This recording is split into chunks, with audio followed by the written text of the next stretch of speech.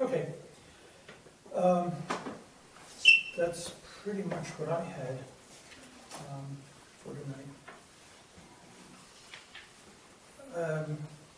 Martin Tillipore, our attorney, called me tonight and said he had the local law regarding the override of the tax cap. Our tax cap this year is set at 0.73%. That's what we are allowed to go over from last year. So we take last year's taxable amount, and add 0.73% to it, and that's what we're allowed to spend this year. And I just don't think we're going to get it done with the repair to the grader and other items that come up. The health insurance, we were notified they were looking for an 18% increase in health insurance. So how you marry all those things,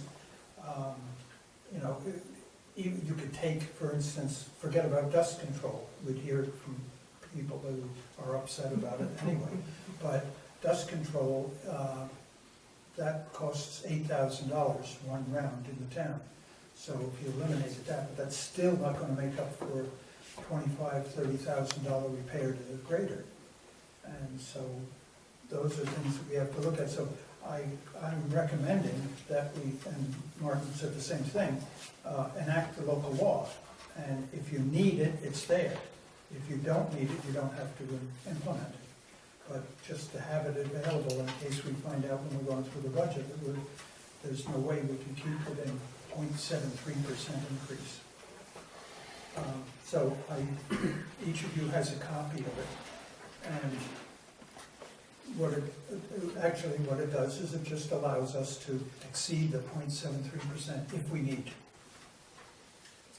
So, and this, you should add, is only for this year. Right. yes. Yeah. You have to do it every year. Right. Yeah.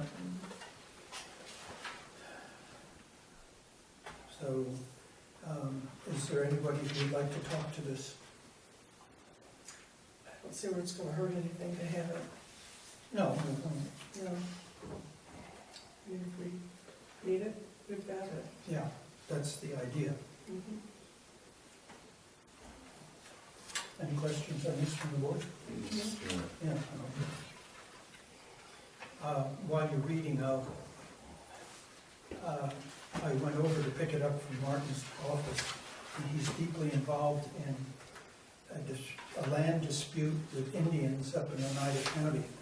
And, Well, at least you don't have to worry about being scalped. well, the Indians told him they'd figure out a way to use what little fringe he has if he lost the suit. What's happening is that the governor and the leader of the Indians made a deal, and they were going to hand over certain properties, including the homes of these few Indians who are left. And they've been on their families have been on the property for 400 years or more. So they're challenging this, and they're trying to fight the state and Heilbronner. And Heilbronner is not considered a true Indian by them because his mother was Puerto Rican, I believe. So, at any rate, and it's interesting to get their take on it because they're all, I think the youngest one is 57 years old, and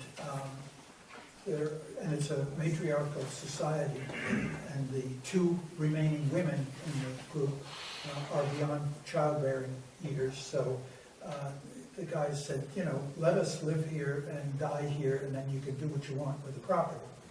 So what happened was he had it all set up, and they met today, and they found some mistakes and the Indians were talking about the white man's maps were wrong, so they don't trust them anyway.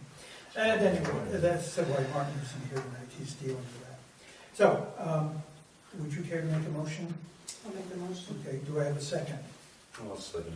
Okay, all in favor? Aye. Aye. All opposed? Aye.